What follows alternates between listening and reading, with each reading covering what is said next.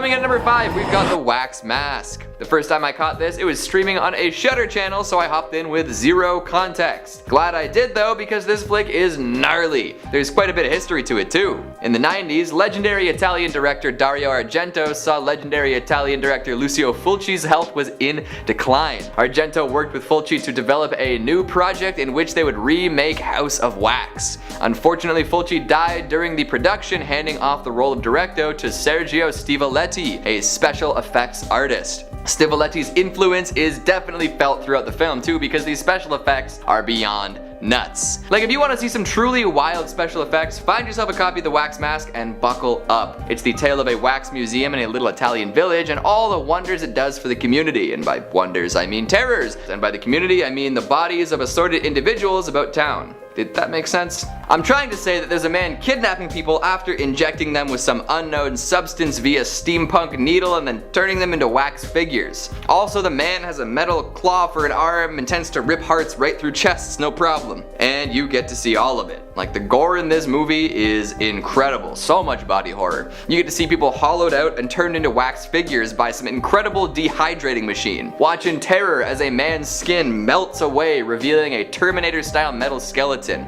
Every kill, every act of violence, every strange melty aside, it's all awesome. It's a crying shame more people haven't seen it. So if any of that sounds interesting to you, I implore you to go check it out immediately. Just don't expect any Oscar-winning performances, alright? Coming in at number 4, we've got Hell House LLC. Okay, so this one might actually get talked about a little bit, but still way less than it should. In my eyes, this is the kind of found footage movie that should be the yardstick by which other found footage flicks should be measured. It's not perfect, but it does get enough right within the found footage genre. It doesn't rub your nose in all the scares, and it doesn't rely on jump scares nearly as much as other movies tend to. And the fake documentary taking a look at the fake found footage angle is actually pretty effective, both in telling the story and in providing a creepy atmosphere. Hell House is the story of a failed haunted house organization. A group of friends head out to Rockland County outside of New York to convert an abandoned hotel into a Halloween attraction. What they don't know is that all sorts of sinister activity has occurred in the Abaddon Hotel over the years, and their leader, Alex, made a bit of a shady deal to acquire the real estate. All of this is slowly revealed over the course of the movie through footage they shoot on a camcorder, and also through narrations by paranormal enthusiasts looking back at the event. See, from the get-go we know that the haunted house is doomed to be a disaster, but all the gnarly little details are expanded on over time. Creepy bits of Abaddon lore pop up, and plenty of strange happenings keep the Hell House gang on their toes. It's restrained enough in its scares that it becomes genuinely chilling, as you notice little things are off in the background of different shots, and you feel the characters get more and more paranoid. Plus, the hotel is just a straight up creepy location. Every time you think you have the lay of the land, some new disorienting element pops up and confuses you all over again. And the best part of all, Hell House LLC is followed up by 2 batshit insane sequels. Essentially extended lore dumps. These movies drive me crazy in the best possible way. Every loose end from the first Hell House is explored in a depth previously unimaginable, and it's all done up with like a budget that was obviously much smaller than the first movie and some actors that may or may not be able to carry their weight. It's the best thing ever. And considering all the hardcore horror movie theorists out there, not enough folks are discussing the lore of the Abaddon Hotel. Marathon the trilogy ASAP and let me know what you think. Coming in at number 3, we've got Splinter. The wicked monster in this movie is enough to warrant lengthy conversations, but that just doesn't seem to happen. Sure, it doesn't have the star power or legendary appeal of a lot of other more famous infectious monster lockdown movies, but it's wicked cool in its own right. A vacationing couple gets carjacked by an escaped convict and his substance-reliant girlfriend, and the 4 of them end up at a dingy gas station. The station, unfortunately, has been recently attacked by a horrifying splinter-covered creature that assimilates any flesh it can find into its own horrid body. The 4 folks must then lock down the gas station and survive until help arrives, but help doesn't know how to deal with the dark and dangerous threat any more than they do. Yikes. Splinter is a tight and tense horror movie with very little fat to trim. It's pretty much one location with some stressed out strangers having to be as resourceful as possible against a supernatural threat. It's by no means a storytelling masterpiece, but every character gets a chance to grow and change a little, and the monster itself is again incredible. It constantly changes form, becoming more wholly terrifying with each iteration, and the way it moves is just spine-tingling. The director worked one-on-one with a trained gymnast to develop some of the most inhuman movements they could manage, and it works like a charm. This is a primetime example of of what some dedicated and passionate filmmakers can make on a relatively small budget. It's a shame the industry seems to be moving away from stuff like this. Coming in at number 2, we've got Jigoku. Admittedly, this movie is probably less discussed these days because it came out in 1960, and when it comes to old school Japanese horror movies, there are a few more popular choices for the masses to talk about. But Jigoku deserves its time in the sun, or out of the sun I guess, because it's all about being sent to the Buddhist approximation of hell to suffer for eternity. I'm not so sure I'm qualified to say anything authoritatively about this movie, as it is just such a rich text full of all sorts of classical themes and influences, and there's so much going on here, so it's hard to totally summarize. But I'll try. A student, Shiro, is attempting to marry his girlfriend, who is also the daughter of his professor. In a horrible turn of events, he and his sketchy friend Tamura end up in a hit-and-run situation. They choose run, driving Shiro mad with guilt. His guilt causes him to accidentally crash his car later on, killing his fiancée. Of course, this doesn't help soothe his guilt in any way. Soon, Shiro's mother falls ill and he heads out to her remote community to see her. There, he discovers an elaborate web of sinning, with each community member guilty of some sort of heinous act. These sins all come to a head at a lavish party where more or less everyone in town dies from either tainted food, poison, or at the hands of somebody else they have wronged. But death is not the end for these sinners. Jigoku awaits, and Jigoku is equal parts visually stunning and viscerally horrifying. The craftsmanship in the sets alone is worth an essay or two, and that's not even taking into account the camera work that so beautifully displays it. Jigoku is an incredible work of art that somehow has fallen off a lot of horror fans' radars. Coming in at number 1, we've got Nobody Sleeps in the Woods Tonight. It is strange how little folks seem to talk about this brand new Netflix horror from Poland. Like, it just came out, is plenty scary, and manages to be subversive and traditional at the same time. Apparently I'm in the minority that thought it was fantastic, so today I'm going to try to make a case for it. Nobody Sleeps in the Wood Tonight is about a tech-cleansed camp for teens. Their parents send them out to the middle of nowhere to ditch their technology and make some new person-to-person connections. Should be fun, right? Well, it is, until a horrific mutated monster makes it out of its mother's cellar. Then it's a desperate fight for their lives. Plenty of twists here too. I won't go too in depth because half of the fun of this movie is getting caught off guard, and let's just say that there's more going on than you might think. It flips all sorts of tropes upside down without being too tongue-in-cheek or fourth wall breaky, which is actually a nice change of pace. Plus, there is some absolutely gnarly gore here. Top-notch gross out moments for sure. Maybe I'm not paying close enough attention, but it seems as though most folks have sort of passed this one by without a second thought. So let's talk about it. Coming in at number 5, we've got Hagazusa. If you're a fan of Robert Eggers' work over the last half-decade or so, this is a movie you should have on your list. Slow and steady is the name of the game here, with plenty to soak in before the real scares start swinging. Some folks have compared this to The Witch, which is a pretty fair connection to make. It's a period piece largely focusing on a recluse who has trouble adjusting to life away from society. There's whispers of witchcraft, plus the title is literally another word for witch. There's goats too. All the elements required to compare something to The Witch is there, but Hagazusa is quite unique in its own right. The story takes place in a remote village in the 15th century Alps. Of course, this means that the movie is ridiculously gorgeous. Like stunning natural vistas, beautiful mountaintop shots, and more. This natural beauty, though, is contrasted by the actual events happening. We follow a young woman, Albrun, as she lives an isolated life from childhood. Her mother was seen as the local witch and not really trusted by anyone. Locals would make their way out to their secluded shack just to torment the young fatherless family. Eventually, Albrun's mother falls ill and starts to act unlike herself. She cannot care for Albrun anymore and disappears into the woods in the middle of the winter. Albrun discovers her mother's body the next spring and must become self-sufficient. We then jump forward and follow an adult Albrun, now a single mother herself. She lives in the same shack, tending to her goats and caring for her baby. This lifestyle doesn't sit well with the locals though, who berate her whenever she comes into town. She strikes up an unlikely and uneasy friendship with a woman named Swinda, but it doesn't end very well. The cruelty of people becomes very clear to Albrun, who finally decides to turn to what isolated her mother from the rest of society: witchcraft. After communing with the skull of her dead mother, Albrun begins to act strangely and sees the world very differently than she used to. And from that moment on, the world becomes much more terrifying. Hagazusa is one hell of a slow burn, but the gorgeous cinematography and haunting soundtrack provide a spellbinding backdrop that keeps you invested. As each event unfolds, feelings of unease and dread rise. You want Albrun to live a happy, if lonely life, but the world just doesn't want to let her. And once she makes the decision to leave communal life behind, there is no going back. The final stretch of this movie is impossible to forget and full of dark hidden meaning.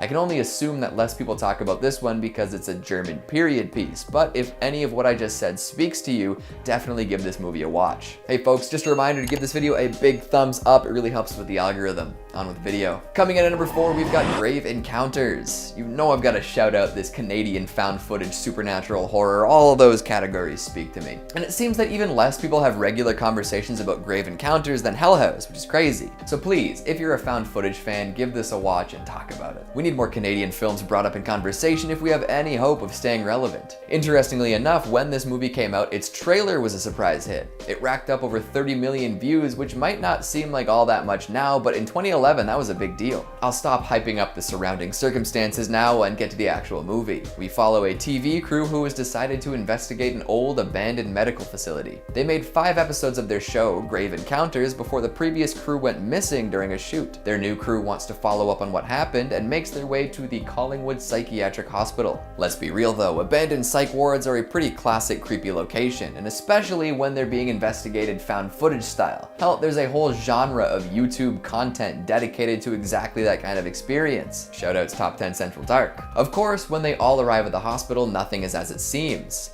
For a little while, nothing seems to happen, feeding into a lot of people's skepticism, but boy, that doesn't last long. As it turns out, the head doctor at this facility performed all sorts of experimental and immoral procedures on his patients, causing their tortured spirits to stick around long after their untimely deaths. And these lobotomized loonies aren't too happy that folks are coming to visit. The crew can't resist the horrific pull of the hospital and become patients in their very own ways. Exits open to reveal infinite other hallways, and the day-night cycle stops making any sense at all. It's creepy, claustrophobic, and all around gnarly. Again, if found footage is up your alley, this is a quality pick. The descent into madness is careful and calculated, but provides plenty of over-the-top scares for all to enjoy and ruin your couch upholstery too. Plus, if you need a reminder, it'll definitely ensure that you're careful when around old abandoned buildings. Coming in at number 3, we've got Let's Scare Jessica to Death. Here's a true classic that was near impossible to watch for years, and not just because it's legitimately scary. See, Let's Scare Jessica to Death is a very interesting case study. Released in 1971, it was around in an era where horror wasn't all that economically successful. A lot of stuff was pretty schlocky at the time, and folks didn't tend to take scary flicks too seriously. The script for this movie was originally supposed to be satirical, following a group of hippies getting attacked by a lake monster. But when director John Hancock got a hold of it, he decided to make it a much more straightforward story. By adding in some inspiration gleaned from the turn of the screw and the haunting, Hancock made a much more psychologically distressing movie. You can't quite trust Jessica, as from the beginning her mental state is called into question. This allows folks to fill in the blanks themselves.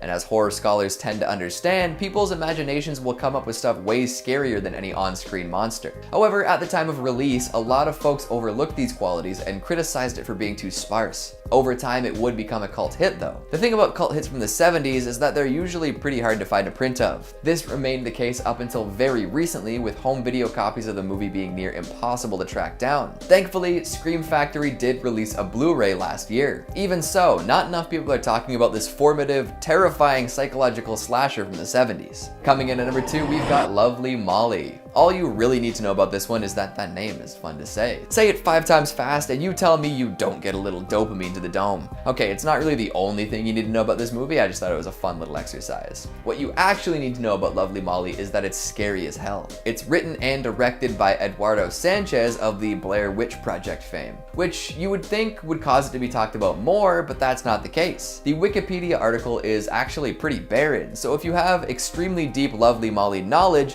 the internet would love your help. For now though, let's just informally talk about what makes Lovely Molly work.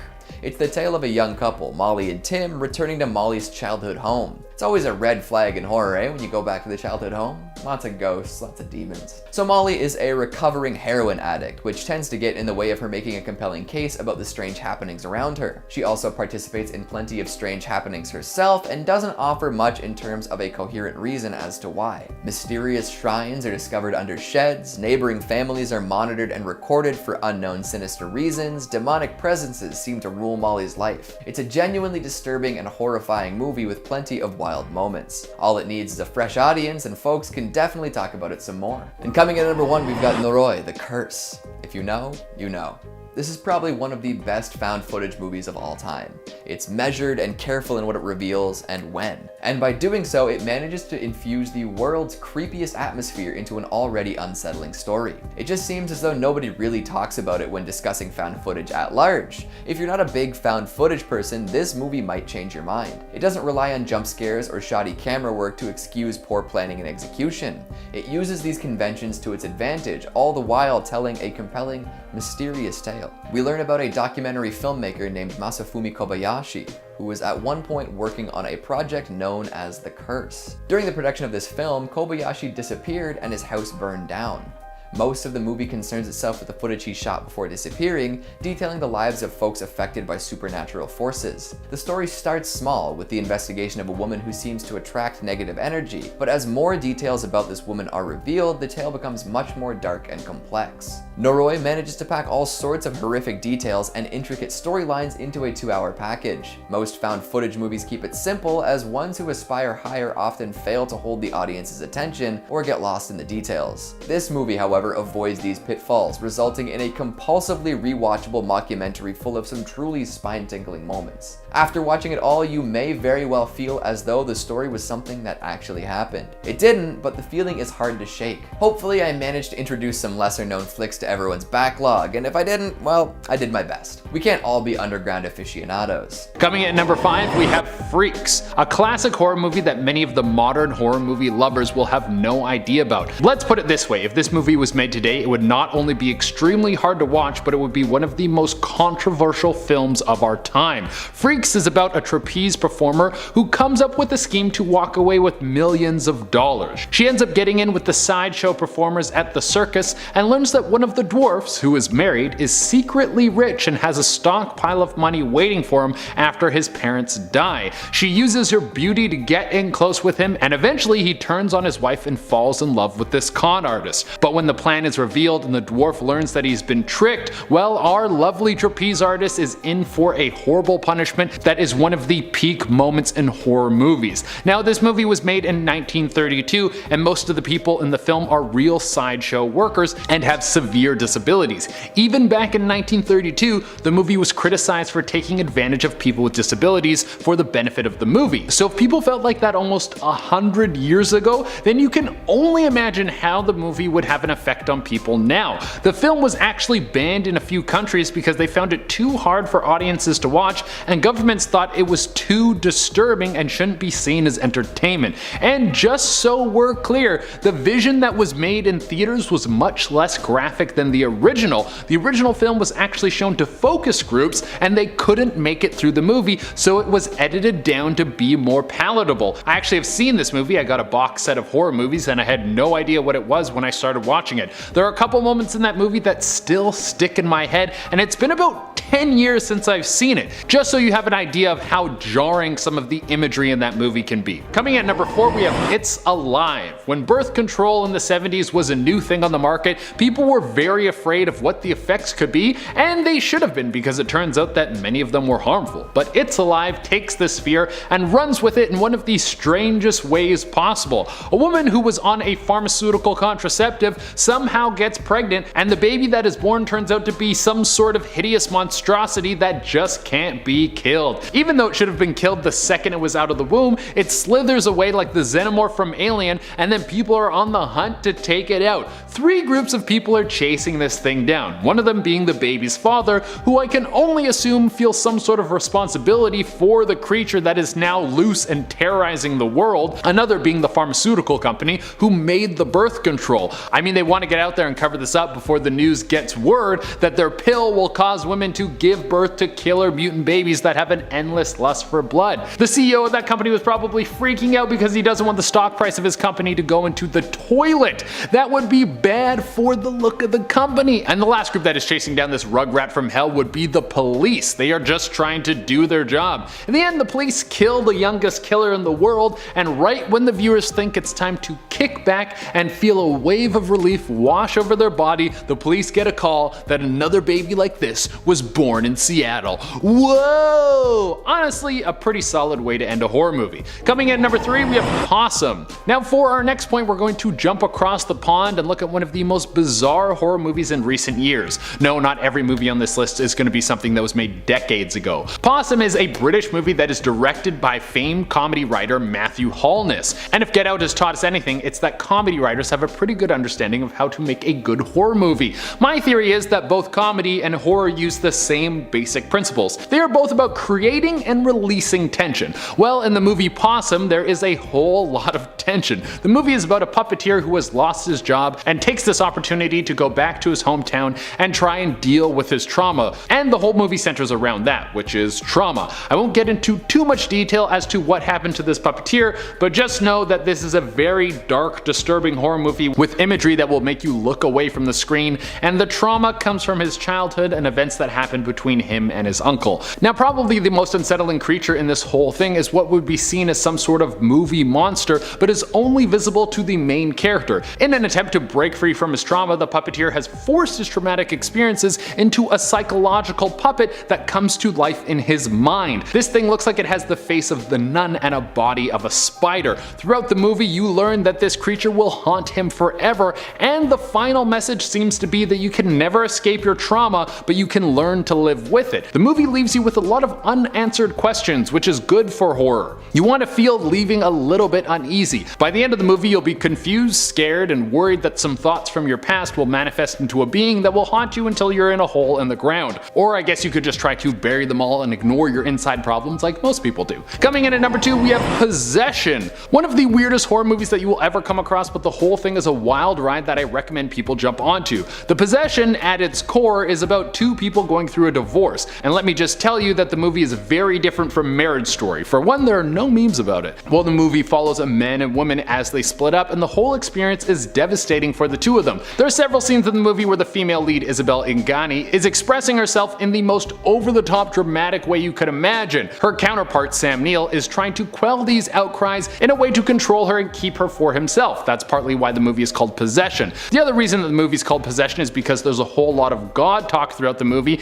and some sort of demonic monstrosity covered in blood that is creepy enough to make you want to sleep with the lights on. The whole movie is shot and acted like a dramatic Greek play. You have swooping camera zoom-ins that take too long, and breakdowns that take way too long. From a classic horror perspective, the movie might be a little too strange for you. If you're looking for a horror movie that's just going to walk you down a road to a creepy monster and have a couple of lustful 20-somethings killed in a car because they got a little too handsy, well then this is not going to be the movie for you. But if you're craving something a little bit more bizarre and something that can be considered a very art-housey movie, and you like it when bloody monsters kill things, then you should jump into this one because it's one hell of a ride. And coming into the number 1 spot, we have Creep. Creep is probably the movie that makes people at home terrified because it builds a villain that is so believable. It will have you locking your doors and windows and never accepting an invitation to someone's cottage again. Now, even though this one is more popular than some of the other movies on this list, it's still a hidden gem for most people. I think deep horror fans have all seen this movie, but if you have a friend who is just starting to get into the genre, then you are going to want to get them into this movie quickly.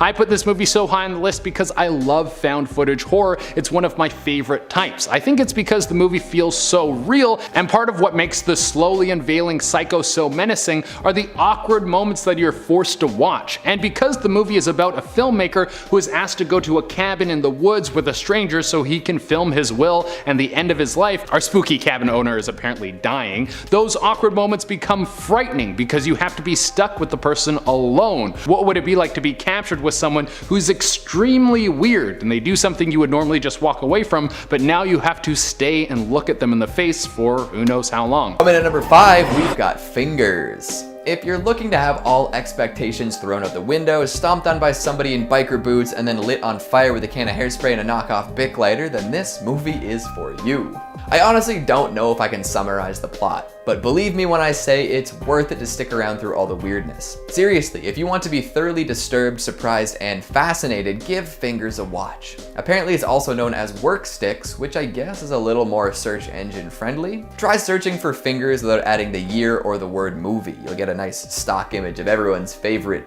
digits. Okay, so enough about Google compatibility and more about the movie.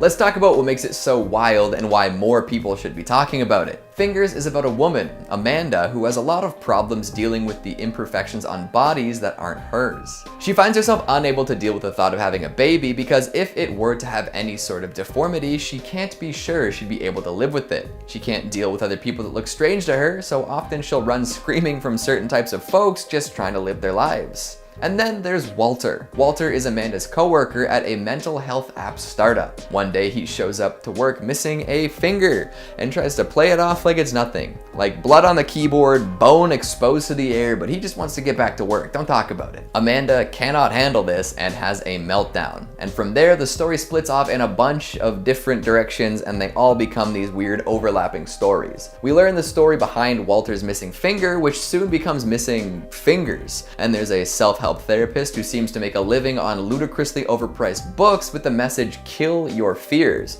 A panda-masked cannibal runs amok, locking people in storage crates, drinking $12 beers, and wielding bolt cutters. All of these weird and wild characters eventually interact in explosive, bloody, and despicable ways, resulting in a series of murders nobody can really guarantee actually happened. And Walter? Well, Walter ends up with 9 fingers in the trash and a whole lot of questions. Fingers is a movie that needs to be seen to be believed. And at that point, it's still hard to believe. The first 20 odd minutes of this movie are decidedly awkward and hard to follow, but after taking in the whole experience, it opens right up to all sorts of different interpretations. It's definitely not for everyone, but I dream of a world in which all sorts of fruitful conversations about chaos, self-importance, and the awful reality of being born with a body. Go watch this movie. Coming in at number 4, we've got Housebound. On the other end of the weird horror movie spectrum, we've got the outlandishly funny Housebound. But just because there are some funny moments here doesn't mean that this Kiwi horror flick isn't truly terrifying. It takes a couple twists and turns that I wish I could forget just so I can go and see it again for the first time.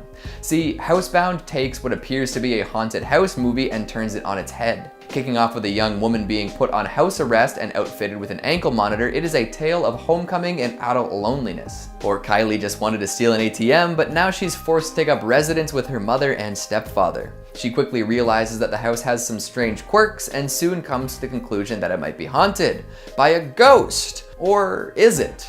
See, there's more than meets the eye to each and every character in this movie. That is a bit that I think is definitely worth talking about. The whole message behind it is things aren't as they seem, and it commits to this message hardcore. Each person you meet has 2 sides at least, and the house itself is hiding plenty of secrets. And these secrets are where things get really scary. Is it a ghost? Or has something even more sinister taken up residence in the dusty walls? Could someone be living in the shadows, spying on the family, eating their food, taking their things? That is a personal fear of mine, finding out that someone's been squatting in my home while I live there. Yeah, I'd have to move or something. And then there's the cold terror induced by bureaucracy and power structures and how they affect those caught up in the justice system. It might seem like a more general lifetime fear, but it plays out much more stabby and spooky in Housebound, trust me. I caught the last half of this movie in passing one day and then watched it in full later on and was super surprised I hadn't heard much about it. So go give it a watch and see how many hidden personalities you can pick out. Coming in at number 3, we've got Lose.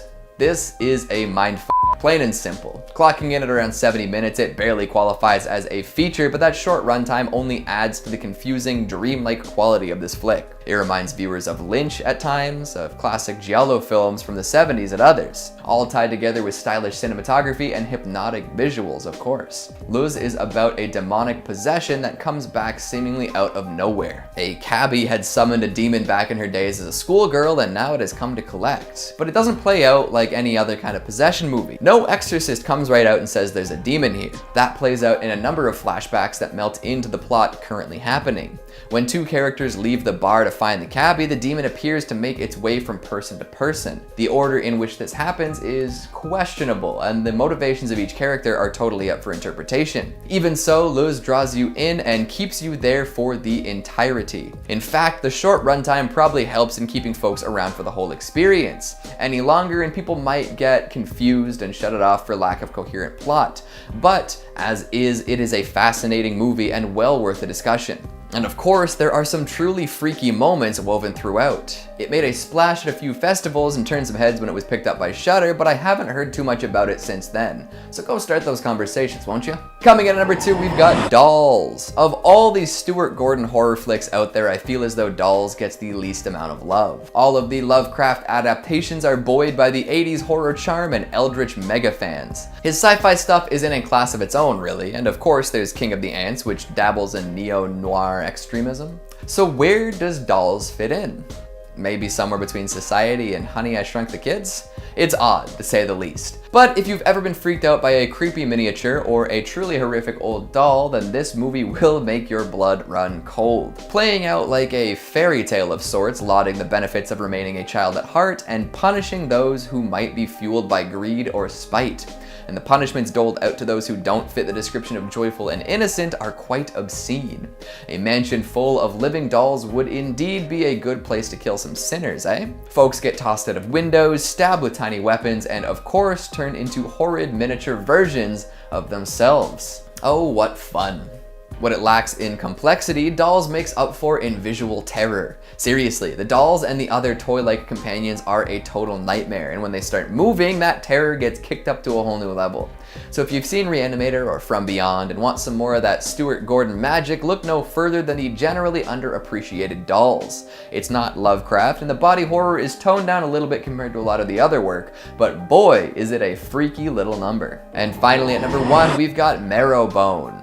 With a world-class cast and a horrific late-game realization for the ages, Marrowbone is a wonderfully tragic horror story. This is director Sergio G. Sanchez doing what he does best. If you've seen his breakout horror movie, The Orphanage, then you probably have a pretty good idea of what you're gonna get here. A moody, tightly wound period piece with all sorts of secrets to be uncovered. 4 siblings are forced to move to their mother's ancestral home following a violent string of crimes committed by their father. Soon after, their mother dies, and in order to stay together, the Marrowbone siblings must keep up the appearance that she's still alive. The eldest child, Jack, takes on the role of the breadwinner and protector. He notices that the old house contains some sort of malevolence and comes up with different rituals in order to keep his siblings safe. But over time, pressures from the outside world leak in, and he's unable to keep up the facade of peace.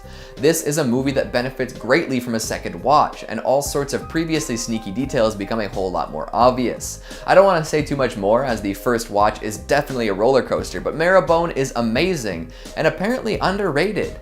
More people should be talking about it. So get to talking. I want these movies discussed until there's no discussion left, alright? Well, maybe don't take it that far, but they're definitely all jam-packed with interesting stuff. Coming in at number 5, we've got Motel Hell. Of all the ridiculous 80s horror movies out there, Motel Hell is surprisingly underserved. Like, I'm pretty sure the entire thing is up on YouTube somewhere, Spanish subtitles and all, so there's no excuse not to have watched it at this point. Plus, it's been out for like 40 years now, 41, now that it's 2021. No love lost though, especially as it did get some attention in the excellent 80s horror doc In Search of Darkness. It just never really reached the same level of iconography as a lot of other 80s horror gems. Can't imagine why not though. It's got a little bit of everything. Slaughterhouse vibes, cannibalism, live burials, nasty pig masks, and more. Plus, it's an early example of something everyone wants to see in a horror movie: chainsaw fights. If you have 2 chainsaws locked into each other throwing sparks, your movie's already elevated, no questions asked. But the beauty of Motel Hell is that the chainsaw fight doesn't even really need to be there to make it a fun and freaky flick.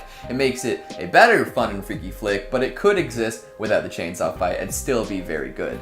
The story goes like this. Siblings Vincent and Ida run a farm/motel out in the boonies. They've lovingly named their little home away from home Motel Hello, but the neon O is having some issues.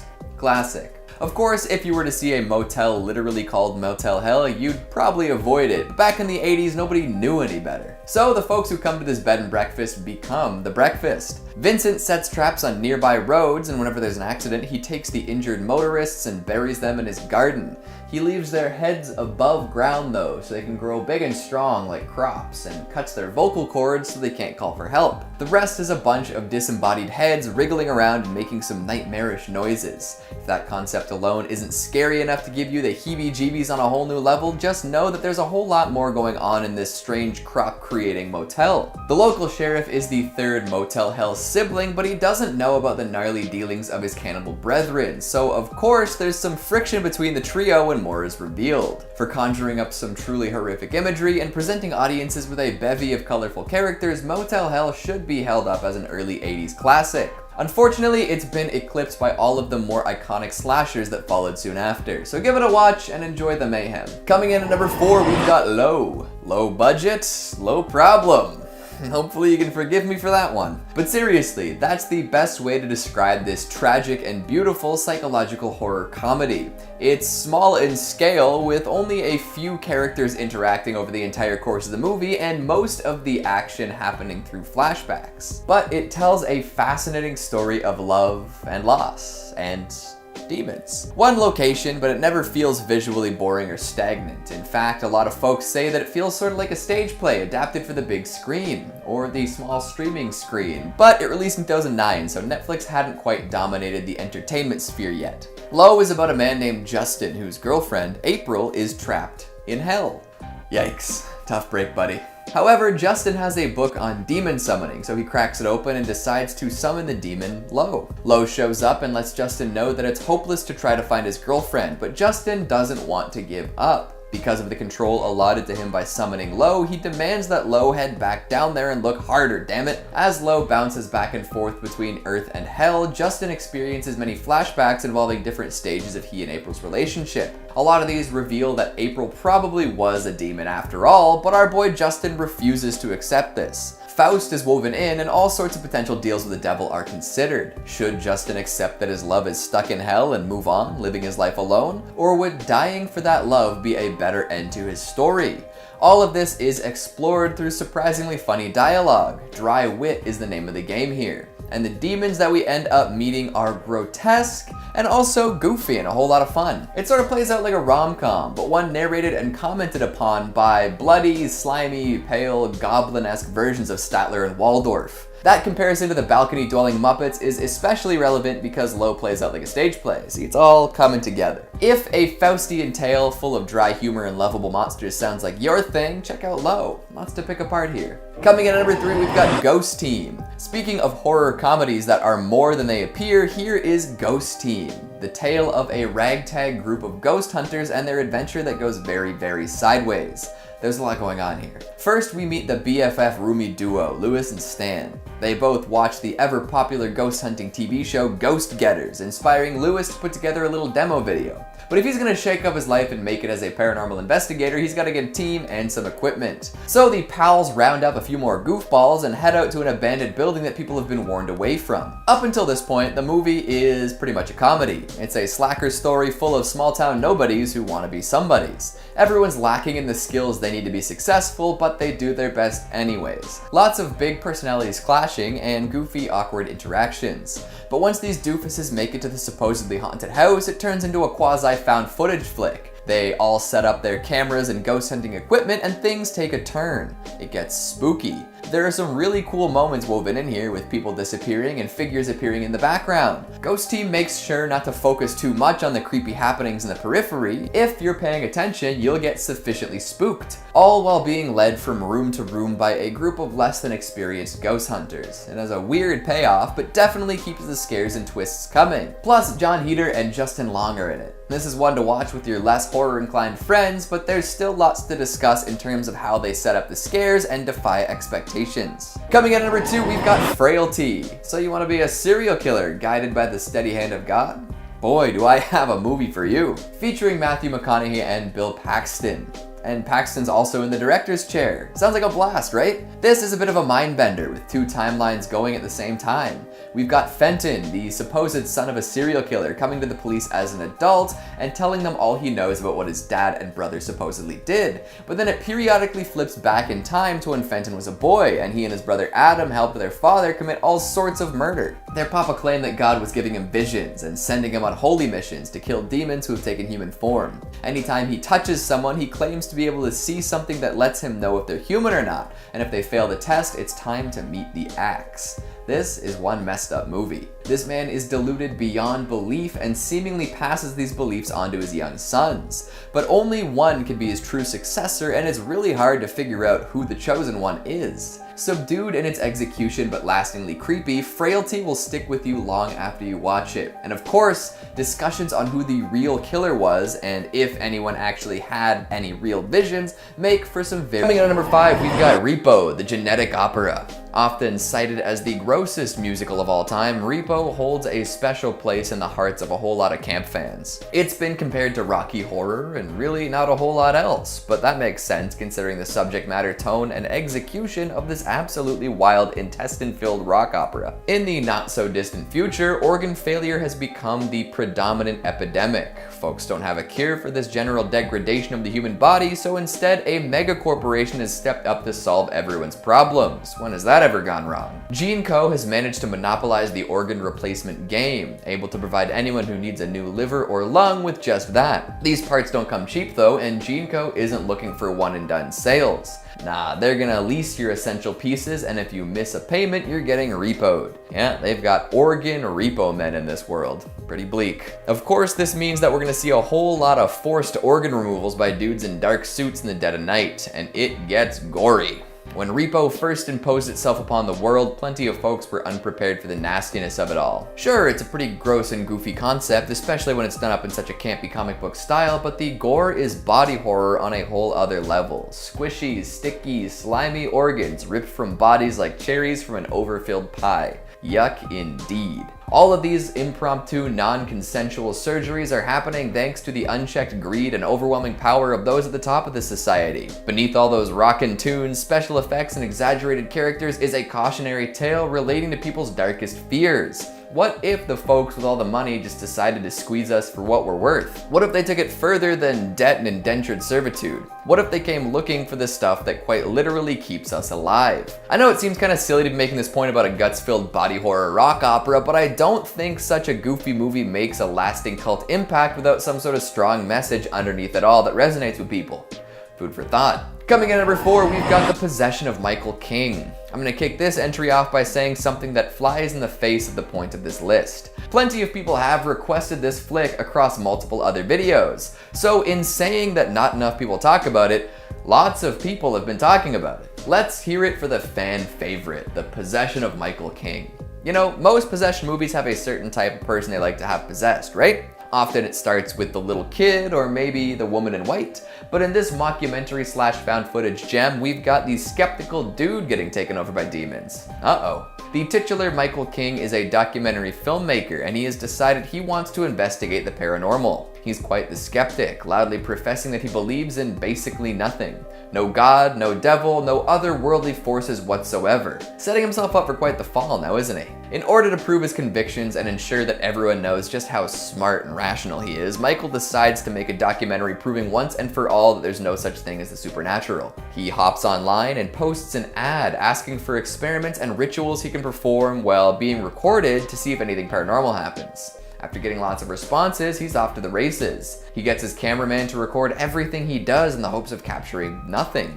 But we do have a movie, so he captured something. His original plan falls apart pretty quickly. After a few half-hearted attempts to summon something, Michael finds himself enacting an LSD-fueled ritual in the basement, which is surprisingly effective. He's now host to a demon, and the people in his life are going to suffer for it. Inexplicable noises fill his head, technology revolts against him, and terrible acts are carried out without his knowledge. The found footage style amplifies a lot of these scares as well. The Possession of Michael King is a pretty effective possession horror movie, but it seems to have fallen by the wayside. Critics didn't love it when it was first released, which might have something to do with its general lack of lasting impact now. But if any of the parts mentioned above sound interesting, then this is the underrated movie for you. Coming in at number 3, we've got Hell Night. Now for a real throwback, let's travel through time to 1981. Oh yeah, the good stuff. Quaaludes and Jack Daniels, baby. This is one radical flick. Everything you would expect from a cheesy slasher called Hell Night is here. We've got wild parties,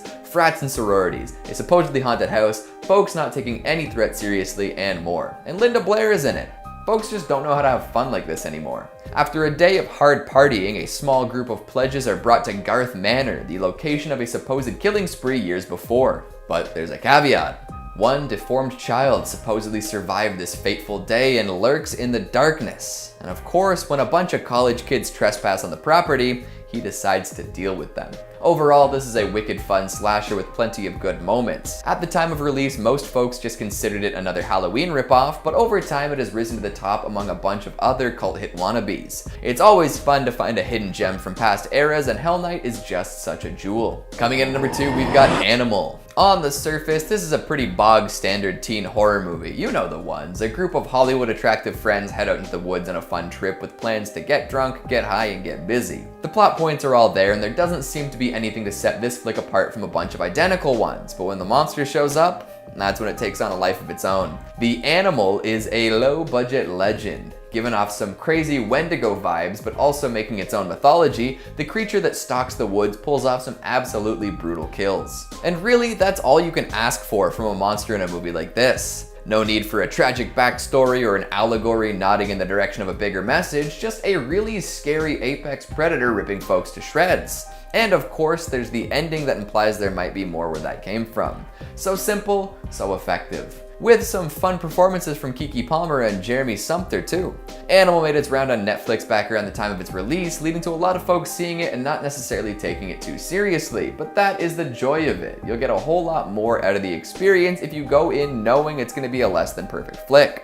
Let the animal be what it's gonna be. And finally at number 1, we've got Daniel Isn't Real. Fight Club for horror-loving millennials. What a way to describe a movie, right? But if you boil it down to its most basic elements, that's essentially what Daniel Isn't Real turns out to be. And it's every bit as crazy as it sounds. Psychedelic visuals, insane ego trips, and dollhouses containing your evil, confident other self. What more could you ask for in a movie? Seriously, this one is a face melter, literally and metaphorically. Poor Luke. He experienced a whole lot of trauma early on in his life. To help cope with it all, he came up with another boy to play with, one much more confident and braggadocious than himself. This imaginary friend, Daniel, becomes all too real, however, and encourages young Luke to do some really dangerous stuff. To prevent this from causing further harm, his mom makes him stash Daniel away in an old dollhouse. This doesn't hold forever though, and Daniel comes back later in Luke's life with a vengeance. Luke is basically an empty shell of a person, letting whoever he's hanging out with dictate how he's gonna act. This lets him fit in essentially anywhere, but also starts causing him a whole lot of trouble. Daniel doesn't like being pushed away and really wants to take control of Luke's body. He knows best, of course. This sets off a series of events with major repercussions, and Luke's gotta figure out exactly what to do about it. It gets weird. A trip and a half, it's wild that folks don't talk about this one more. If only every movie got exactly the amount of love it deserved. Unfortunately, I don't know if we'll ever reach that kind of singularity. In the meantime, we can keep trying to boost the flicks that should have more influence and have a great time doing so. What'd you think of the list? Have you seen any of these? What's a criminally underrated horror movie you love? What's an overrated horror movie? Coming in at number 5, we've got Summer of '84. This movie is dark. Like, dark. And the craziest part is that it makes you believe that it isn't for most of the runtime. It's the classic tale of some young gaffers with overly active imaginations trying to dig up some dirt on one of their neighbors. And of course they find out in the end that their suspicions were misplaced and have a big pizza party to apologize, right? Wrong. I don't want to spoil too much here, but holy smokes is the reveal in this movie nuts. Actually, it's beyond nuts, because after revealing the horror that was so well hidden for most of the runtime, they take it even further. Pulling the mask off the Scooby-Doo villain will not stop them this time. Mask off means this person has nothing left to lose and therefore will go even harder as a murderous villain. It is terrifying. And for a movie that plays with your expectations so expertly, it gets less praise than I think it should. Like, the reason I saw it in the first place was because I saw it on the shelf at the video store near my house and it had a cool cover. I hadn't read anything about it, hadn't heard anyone singing its praises, so if you're hearing about this movie for the first time, this is your sign to go and see it. I just think about all the parallels they draw between the opening and closing scenes and how depressing that shot is in context. Absolutely wild. It takes all the tropes you would expect from a fun, uplifting coming-of-age movie and twists the knife right in the belly. Right down to the annoyingly likable cast of idiot youth pulled right from the Goonies, except this time, the stakes are appallingly real. I'd like to say more, but like I already mentioned, I feel like I spoiled too much already, so grab a bag of M&Ms, maybe a can of Tab, and revel in the 80s nostalgia before they sweep your legs out from under you and make you feel ill. Isn't that why we all watch horror in the first place? At number 4, we've got Witchboard. There is a quality to this movie that I just can't pin down, but it is just extremely watchable. One might think that a cheesy 80s demon summoning movie about a Ouija board wouldn't be captivating, but Witchboard proves that hypothesis wrong. After a house party turns sour, a particularly pretentious guest whips out the Ouija board and proves that he's got a connection with a little boy on the other side. Following an argument with an extremely drunk rival, he leaves in a huff, forgetting to bring the board with him, which inspires the rival's girlfriend to use the board herself, accidentally summoning a much more malevolent presence. A bit contrived, sure, but the 80s was a different time. It manages to pack a bunch of over-the-top set-piece kills into its runtime though, and ends up being a whole lot of fun. The scene down by the lake is an all-timer, and I don't know if I'll ever be able to get over the penultimate scene with the showdown with the evil spirit. Usually guns don't do much against the paranormal, but hey, you never know. Coming in at number 3, we've got Cabin by the Lake. Movies about making movies? What could be better? Well, what about a horror movie about a horror writer who does all of his research himself? You got it, he kills real people using insane methods in order to see how they react, and then uses that information while writing his scripts. Holy smokes. Very meta, very goofy, and a whole lot of fun. This is exactly the kind of movie that needs to be made for TV, which it was. Never too serious, featuring an idea that might not be quite strong enough for a theatrical feature, but with enough going for it to keep audiences engaged. This kind of low budget, like low risk movie just is so much fun when people make it right. Plus, having a garden of dead bodies at the bottom of a lake is a pretty fun idea, especially when he goes back to check on them every once in a while. I don't know, this movie probably shouldn't be considered all that good, but it's freaky enough to have a relatively lasting effect, plus it is the perfect window into the early 2000s. If you ever wanted to remember all of the insane fashion choices of folks back then, this is the way to see it. It's definitely made in the wake of Scream, which honestly is a fascinating era to investigate if you're interested in horror history. The postmodern, self-aware horror comedies that got churned out after Wes Craven's massive success are just so gosh darn interesting, even if they're ripping off a largely better movie. Don't go in expecting a masterpiece and you'll have a blast with this one. Coming in at number 2, we've got Whack It. Remember kids, summoning demons is serious business. You can't take that shit back once it's done, so think nice and hard before making a deal with the devil. And if you don't take me too seriously, then go watch Whack It and see exactly why that kind of extra precaution is worthwhile. In this Canadian creep fest, we meet Leah, a high schooler obsessed with the paranormal. I'm sure many can relate. However, Leah takes it a little too far. Instead of becoming a big horror movie nerd or spending her nights reading creepypasta, she decides she's gonna actually summon a demon because she's mad at her mom. We've all been there, right? Usually you go and scream into a pillow or sneak out and hang out with the kids she warned you away from. This whole summoning a deadly demon thing seems like a little much, but that's what Leah does, and wouldn't you know it, she and her mother soon reconcile after, leaving Leah a little bit conflicted about her ritual. So now she's got to live her life constantly afraid of when a crazy demon is going to show up, and this plays out very well throughout the movie as plenty of unexpected stuff happens. Leah wakes up in places she doesn't recognize, her friends start acting weird. She gets warned that the demon she summoned is able to shapeshift, meaning that she can't trust anyone. It leans into the creepiness of the situation more than anything else, making for a wonderfully atmospheric horror experience. As Leah tries to get rid of the demon through a few different methods, things get worse, and that feeling of unplaceable dread rises further and further. All set to some lovely metal tunes, too. So if you like your horror tense and creepy, Whack It is right up your alley. Oh, and Andrea from The Walking Dead is in it. But of course, it's from Canada, so folks are less inclined to talk about it. Story of my life, right? Finally, at number 1, we've got Spring. Here's something you don't hear about too often, a romantic horror movie. Horror comedy is super successful, so you gotta wonder why other famous genres don't get included as often. There have been a few decent horror westerns that make it pretty big, but horror romance seems to occupy a much less public space. Let me know if you know of any other horror romances in the comments. I want to know about more. Back to the movie though, this is a sneaky little number. After a string of bad luck and tragedy, young lad Evan travels to Italy to clear his mind. He meets a young woman named Louise and takes a job on a nearby farm in order to stick around and try his luck with her. Probably a bad call though, especially when on vacation to relax, but hey. It ends up working out for him and Louise ends up sleeping with him, but something's wrong. And now Evan sees horrifying monsters wherever he goes, so what the hell's going on? Well, you might have guessed it, Louise is actually an immortal mutant monster. She's been alive for centuries and has to look for mates in order to stay alive. Now, in a lot of horror movies, this would become a fight for Evan's life as she tries to kill and silence him or maybe consume him like a black widow, but that is not the case in Spring. Love is part of the equation and Evan wants to know if they have a deeper connection, so he sticks around even longer, equal parts fascinated and freaked out by Louise's monstrous transformations and tendency to murder random things. Firing on all cylinders, Spring gives us body humor, coming of age, romance, Lovecraft, and more. It is a truly wild mix of genres, and there aren't many movies that can claim to tick as many boxes. Give it a whirl. Who says horror movies have to be well known? Well, actually, you know what? That's kind of what they're known for, is not being always well known.